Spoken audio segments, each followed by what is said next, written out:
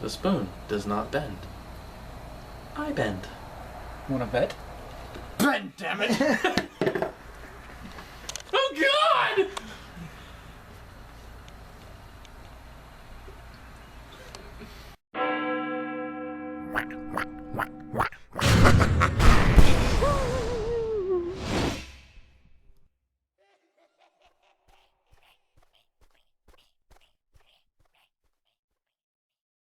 What's up, guys? This is Cody from What the Blog Gaming. Today I'm going to be doing a deck profile on the PSY-Frames. Now, I'm going to warn you, I'm still reading the cards and effects of this deck, so bear with me. I'm going to start off with my PSY-Frame lineup. I run 3 PSY-Frame Gear Beta. This is your battle stopper.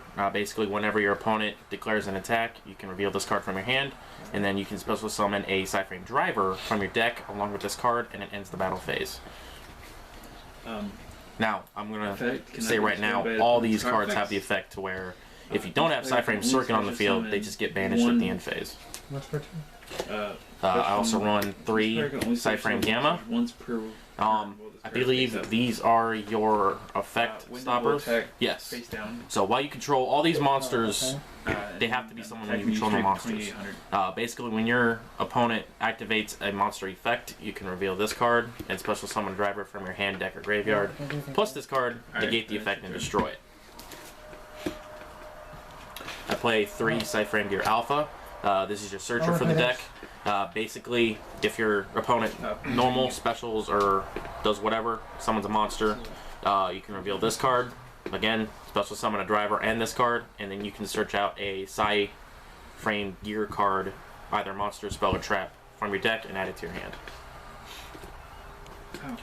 Next, I play 3 PSY-Frame Gear Delta. I think this is your spell canceller, I believe. Let me double check. Yeah, spell frame. Basically, when your opponent activates a spell card, you can reveal this card, summon a driver, plus this card, negate it, and destroy it. So first you take 800 for this. And then I play 3 PSY-Frame drivers. This is your engine of the deck. Basically, if you get rid of if your opponent manages to somehow get rid of these, you're pretty much screwed. Still want to run 3. Some people run 2 or 1. For other cards, I run 3 card D for, speed. Since you're not really doing anything on your turn anyway, if you have this in your hand, you can summon it, tribute it, you get a +2 off it. So you cannot do that right now. And then this is my tech choice. I run 2 Honest because I looked at other choices, like I looked at Wind Up Rabbit. I didn't find it really that great. Honest, you can just bounce back from your hand, back and forth, so I mean, it works. And then I run the 2 Max C for, special summon's sake. Especially since if you're not doing anything on your turn, it's either a throwaway card or it helps you. For my spells, 3 ofs, I play 3 Psychic Field Zones. Now, basically it says you can select 2 of your remove from play monsters, 1 tuner and 1 non-tuner. Psychic monsters. Send them to the graveyard from the remove from play area, and then you can immediately after that synchro for a, I believe it's 1 psychic type. Yeah, 1 psychic type synchro monster. Alright, for the field spell of the deck, I run 3 PSY-Frame Circuit.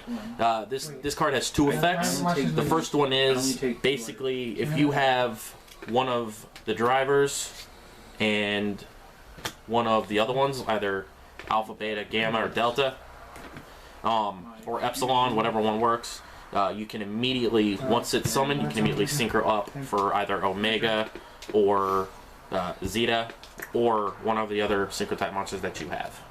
And its other effect is, I believe, I gotta read it, I've never used it. At the start of the damage step, if you have a PSY-Frame monster that battles an opponent's monster, you can discard a PSY-Frame monster, and your battling monster gains attack equal to the discarded monster's attack. So it's real handy. Next, I play 3 Psychic Field Zones. This works the same way as Psychic Field Zone. Just. Oh wait, no. You put the wrong pile back, didn't you? Yeah, I did, didn't I?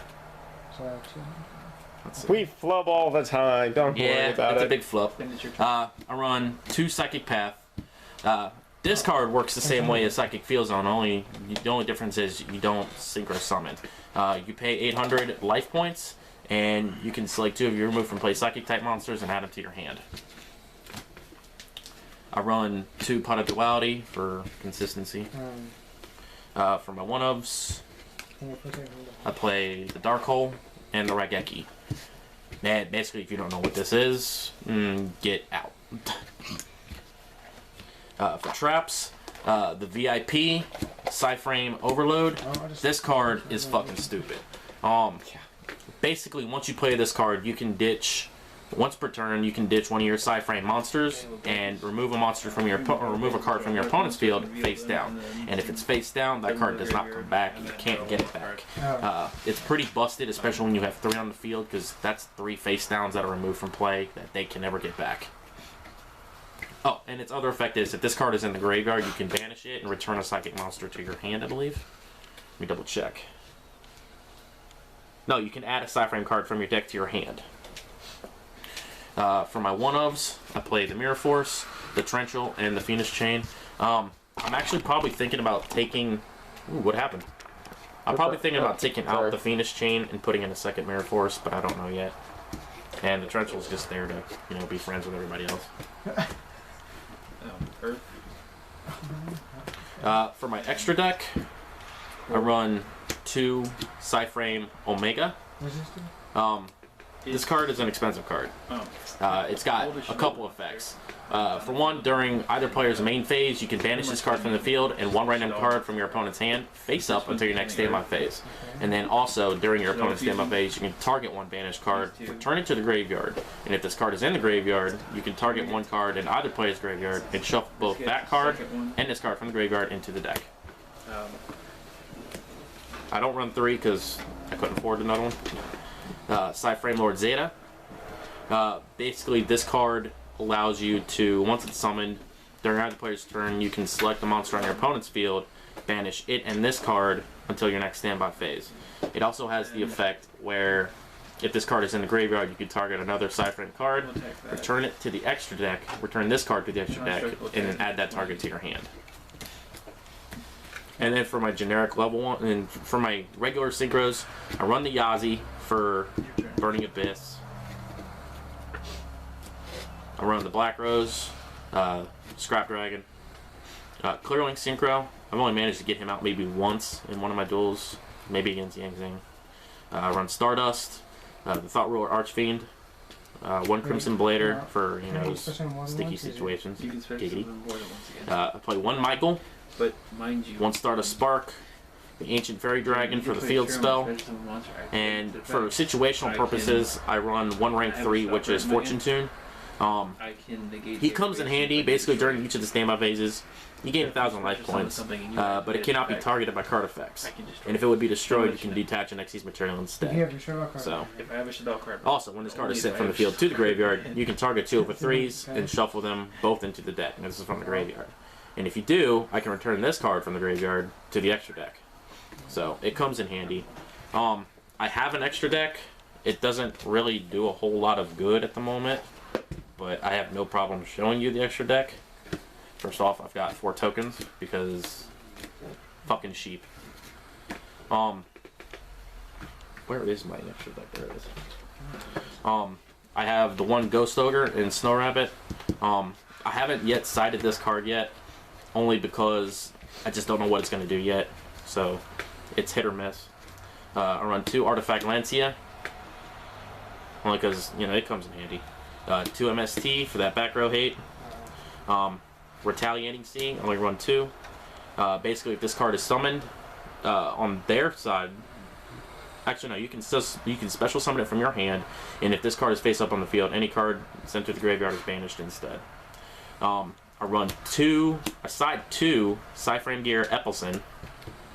This is your trap card stopper. Basically, if they play a trap card, you can, like I said, just with the other PSY-Frames, you can summon a driver, plus this card, and if you have circuit, you can synchro up right away. I run 2 Imperial Iron Wall, mainly for Ritual Beasts, because they're still a thing. Flying Sea, this card, I haven't yet played it but I want to. Basically, you can summon this card on your opponent's side of the field, and if they still control the card, they cannot XE summon. And then finally, I play the 2 Royal Decree. Basically, it stops trap cards in their tracks. All right, that's my deck profile. I hope you guys enjoy it. Don't forget to leave a like, comment, and subscribe.